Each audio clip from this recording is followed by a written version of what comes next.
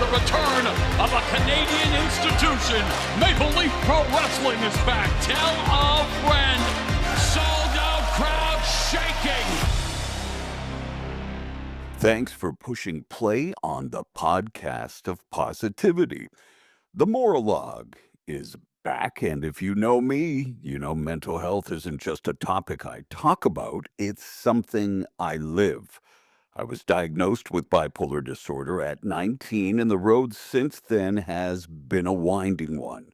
That's why this latest study out of Norway stopped me in my tracks. Researchers at the University of Oslo just wrapped up a study that could change the way we diagnose and treat bipolar disorder. They analyzed 2.9 million people. Yeah, that's more than the population of Chicago, and identified 298 genetic regions linked to the disorder, most of them previously unknown. But here's where it gets even more exciting. They pinpointed 36 specific genes that could play a major role in its development. What does this mean? It means doctors might soon be able to predict who's at risk before symptoms even appear. It means treatment could become personalized. It means for millions of people like yours truly, the future of mental health care is looking brighter than a Thomas Edison invention, which, by the way, we're going to get to in just a few minutes. But first, let's talk about another kind of brain power. Because while scientists are working on the genetics of mental health, researchers in Mexico have been studying something equally fascinating: how music affects the brain before we're even born. We all know that music can move us, make us laugh, cry, dance like no one's watching. But what if I told you that a baby, still in the womb, could already be responding to music in ways that shape their development?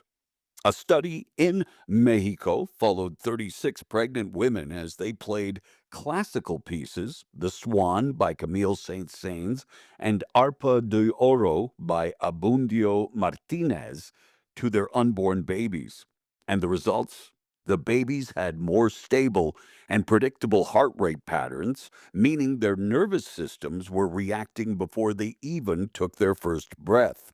Now, I can't guarantee this means your kid will be composing symphonies before kindergarten, but if nothing else, it might give them a head start on appreciating good music. And hey, if you can steer them away from Baby Shark for even a few months, that's a parenting victory.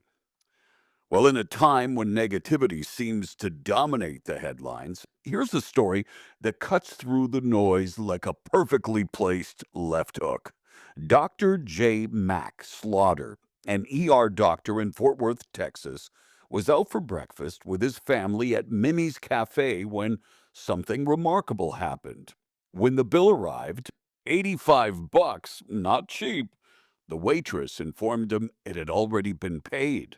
The receipt had a note: "Thank you for being a great dad." And on the back, a heartfelt message signed simply, "A retired Army medic." Now, Dr. Slaughter has seen the worst of humanity in the ER, but this moment reminded him and all of us that kindness is still out there. Sometimes it comes in the form of a stranger picking up your tab. Other times, it's just a reminder that people notice the good in you.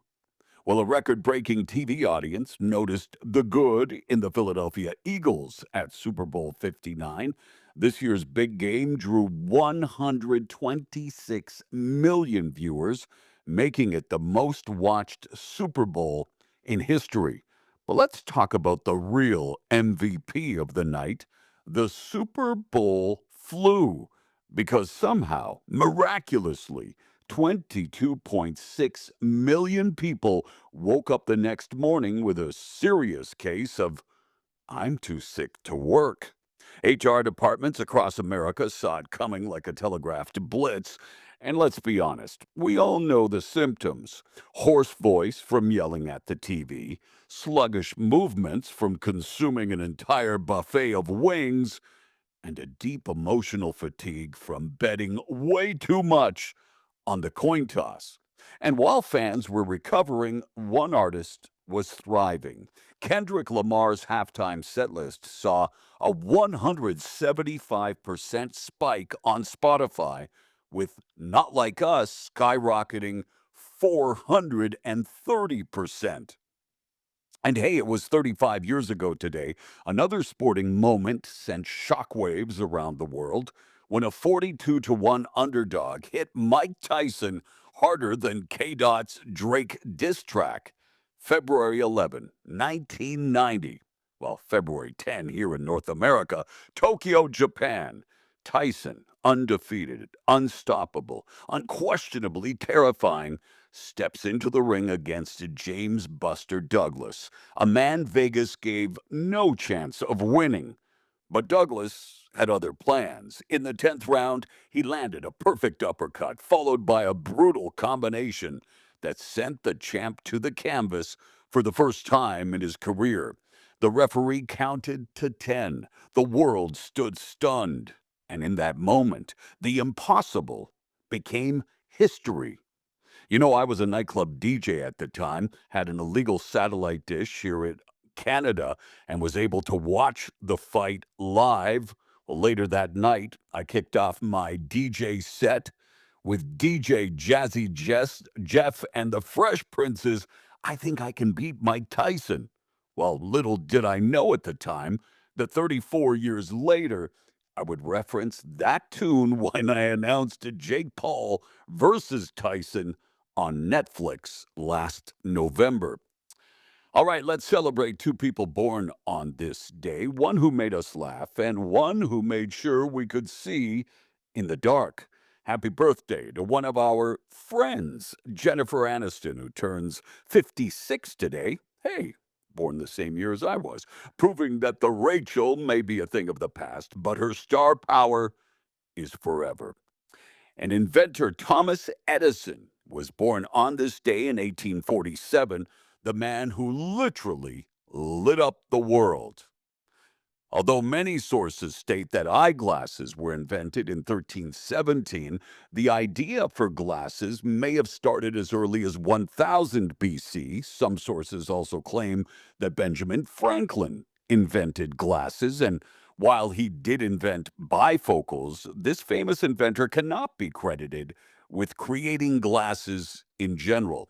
Speaking of which, I've been having issues with my vision recently, so I went to the optician yesterday and said, I think I need new glasses. She said, I think you're right. This is a pet shop. On that dad joke note, and in the spirit of one of Mama Rinaldo's favorite game shows, Price is Right, in the words of hosts Bob Barker and Drew Carey, get your pet spayed and neutered and help control the pet population. Today's motivation comes from H.G. Wells, a British writer, historian, and futurist best known for his pioneering works in science fiction. Wells once said, if you fell down yesterday, stand up today. It's a timeless reminder that setbacks are just setups for comebacks. So, if yesterday had you face planting, today's the day to rise, dust off, and maybe even laugh about it. After all, every stumble is just a plot twist in your epic adventure. Thank you for listening to the Maurologue. Please like, share, and subscribe. Now go and hold the door open for someone and keep fighting the good fight.